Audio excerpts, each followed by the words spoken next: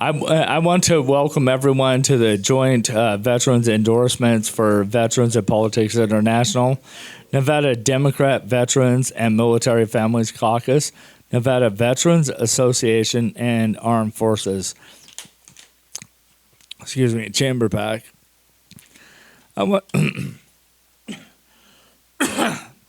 Sorry, I got a cold. I want to thank our sponsors, Stephanie Phillips, U.S. Senate candidate. Also, I want to thank Ava Bravo, Las Vegas Justice of the Peace, Department 2 candidate.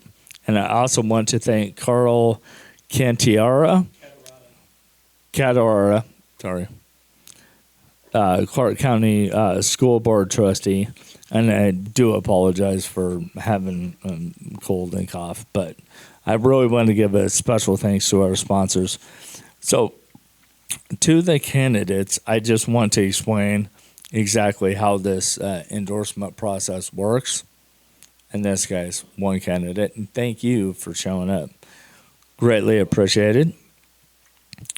The panel members will introduce themselves by giving their name, position, and organization they represent. That'll take about 30 seconds. Then each candidate, you, the candidate, I'm just reading the script that I wrote, will be given 30 seconds to introduce yourself. While you're running, please give the office that you're running for and why you were specifically asking for our endorsements. Then, please remember it's an interview, not a debate, so I'll skip that one. When a panel member asks you a question, just direct it specifically to the panel member. That's basically, in a nutshell. We're doing it a little bit different this time. It's going to be more of a conversation. So when we, your mic is not hot yet because mine is. So just go ahead and introduce yourself, why you're running for this office, and why you want our endorsement. Okay. Hello, Tess. My name is Al Rojas. I'm 64 years old, a retired electronics engineer. I lived in Orange County for 38 years. I will be living here 7 years as of November of this year. And I grew up in Los Angeles County. 18 years old, I got accepted to UC Irvine, and I stayed in the Irvine, Newport, Huntington Beach, Costa Mesa area. Orange County is one of the best managed counties in the country, and I know the formula. Irvine has been the safest city in the country for 18 years in a row, rated by the FBI for violent crime. And the message is, or the formula is, law enforcement is supported by the community and by elected officials, from the county level to the city level, like the city of Newport Beach, the city of Irvine. All the commissioners they set up a framework, a conservative framework. All the cities align with it. The DA aligns and the judge aligns with that format. And then on the citizenship side, it's the citizens, the community leaders, and the businesses. And they all support law enforcement, and they work on keeping their kids in school by making sure they read by the 3rd grade. And that's the formula that I want to bring here to Clark County. There is a book that says How to Take America Back County by County. And I do believe that in Clark County that formula will work, even though it's an inner city. The reason being is that I know the sheriff, and most of these inner city communities don't have a good relationship with the minority communities, the Black and the Latino communities. I'm proud to inform all the residents of Clark County that Sheriff Kevin McMahill, who I am a friend of, we have a Black Metro has a Black outreach coalition with all the community leaders, and a Latino one. And a Latino one as well. So we've got that contained, and we're going forward with that.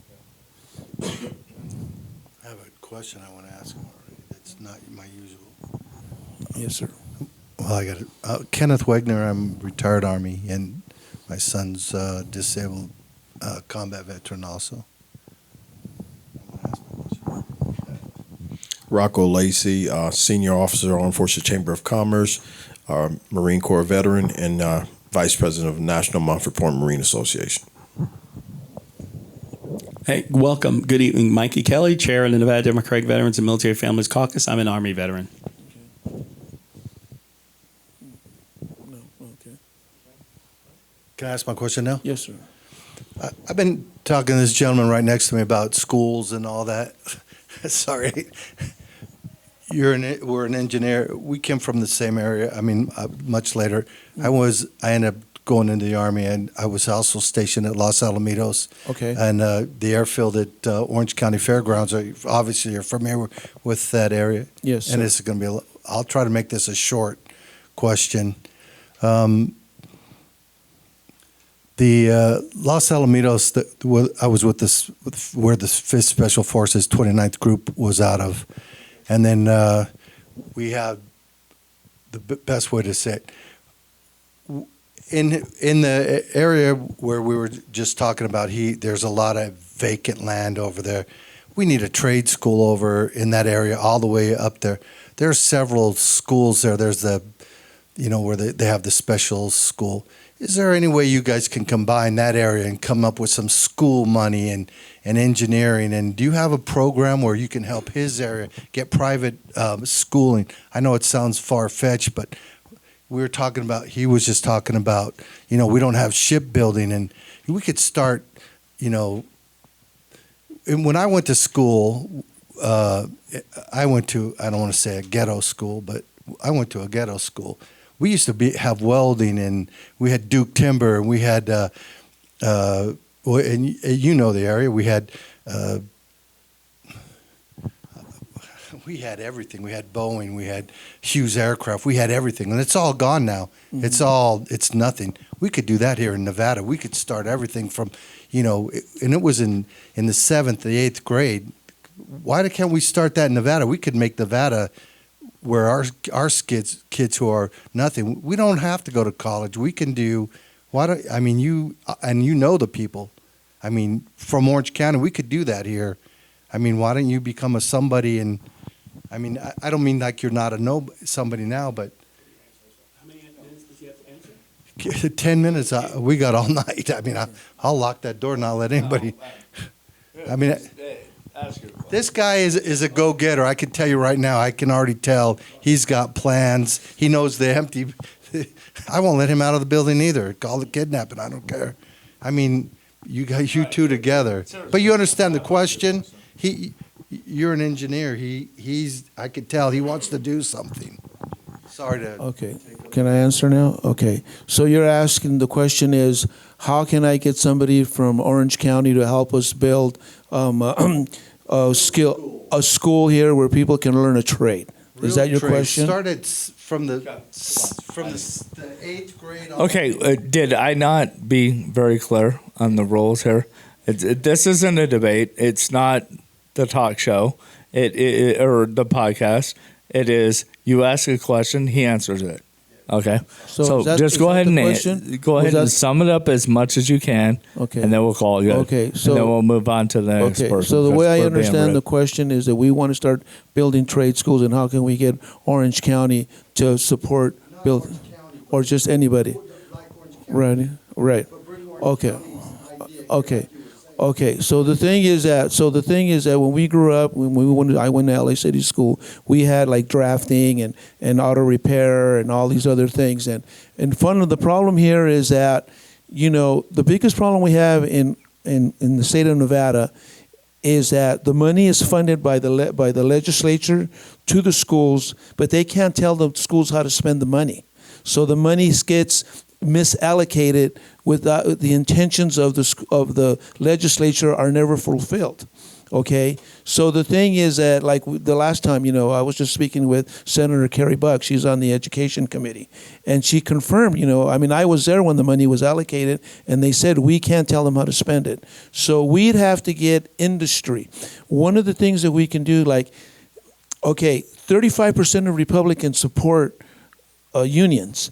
And I was told that I never been to Pennsylvania. In the state of Pennsylvania, Republicans can't get elected unless they support unions because it's a working class, blue collar area. Clark County is a blue class. It's a working class area. It's not like Orange County where I came from. High tech. You have engineers. You have software. So one of my recommendations is we will try to allocate money outside of the schools for skilled crafts like electronics, like wiring, like plumbing, things of that sort, and hopefully get some of these unions. Like I'm supporting the IBEW, which is the electrics union. I'm supporting them. They may not even know I'm supporting, but I posted it on Twitter. And as an electronics engineer, I like to get them to spend some money outside of the schools where these kids can go get a trade and go learn at least how to wire a building. Now, I don't know how much time, but very quickly, if you wire a building incorrectly, it'll go up in smoke. And that's what happened here in MGM. That's why I'm supporting electrical engineer. I don't want to be in a building that burns down, and it's happened here in Nevada already. All right, thank you. All right, pleasure to meet you, Mr. Rojas. You said two things that kind of stood out. I used to live on Bristol Avenue in Orange County, right across from South Coast Plaza Mall. Okay, that so stuck out to me. Okay. And I'm a retired Teamster. Okay. So with that being said, my question to you would be, when you're elected, how do you plan to involve the residents in decision-making process in your district? The way that I'm already doing that by knocking on doors. The way that I want to involve them is let them, I talk to them, I knock on doors, see what they want. What our community wants is less to solve the homeless problem. We got a problem with the homeless problem. We got a problem right now with the people driving up and down the street too fast. Those are the major thing, and we have a problem with when we go shopping over at these shopping centers on the east side. Because I live in a very affluent. I mean, my district is a very part of a very affluent area. Lake Las Vegas, they're happy. North Henderson, they're pretty happy. They're a little bit concerned about the homeless. But Sunrise Manor, we have crime and we have homelessness. And so my best way is to keep knocking on doors. And one of the things that I've learned is that people are concerned about going to Albertsons. There's homeless people on the street, and we want to do some stuff to get the homeless off the street, working with law enforcement, getting more. One of these reasons a lot of the homelessness are in these shopping malls is they're not spending enough money on security to keep the people out, to keep the homeless out of the shopping malls and keep them in a different place where they could be a little bit safer. So that's the best way to know what the community is, to go knock on doors and keep engaged and do community meetings like at the library, at the park. That's how I will maintain engagement with the community. Thank you very much. Sir, thank you so much for coming out. We appreciate it, Mr. Ross. So my full-time job is I work with homeless. I work at the Courtyard Homeless Resource Center. Here's what I see. Number one, most of them are mentally ill. Number two, you have a component that's mentally ill with substance use disorders.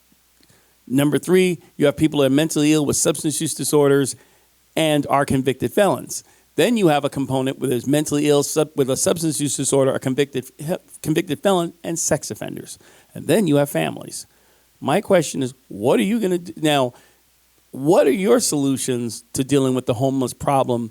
Because not just in Clark County, but throughout the state. You're asking to be a state legislator, so your picture is bigger than just the county. What are you going to do to resolve or at least make a dent in that? I have the answer for it, and it's very unique, and I've been talking to people. Now, can I ask you just one question before that?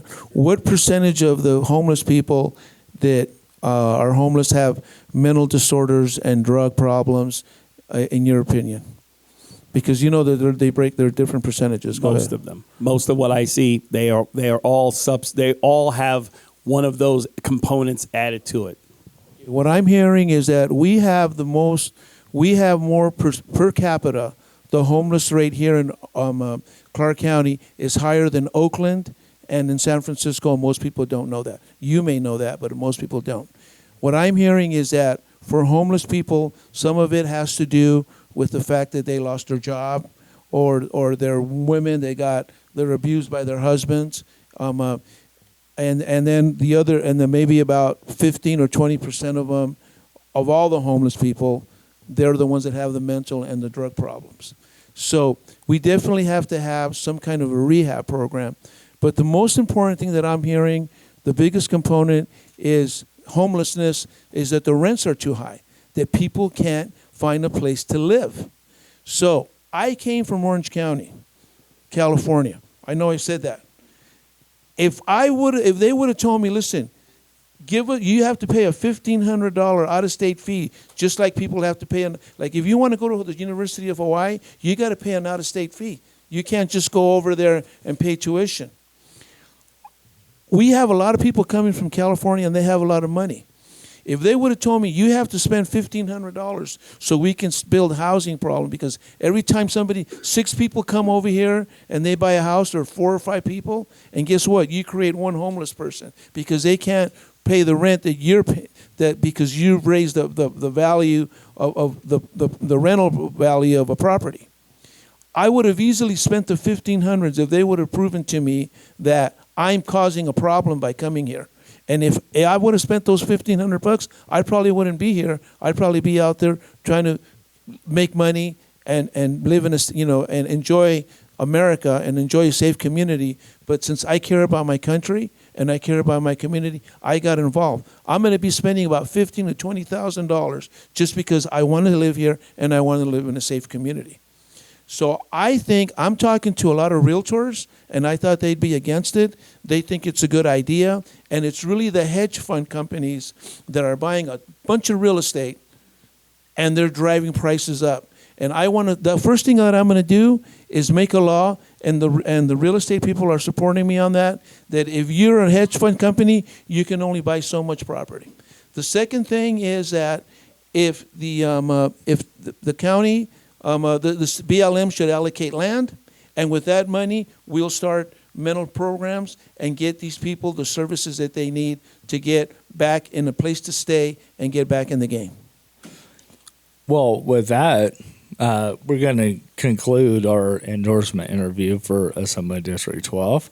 Okay. But if you didn't get everything else off your chest, go ahead and give your closing statement, like your point of contact and how you can get involved. Okay, I believe that Clark County has a bright and safe future. I do believe that there's enough people here that really care about the county, and we want to keep it so that we keep our kids in school and make it safe. We got a lot of land.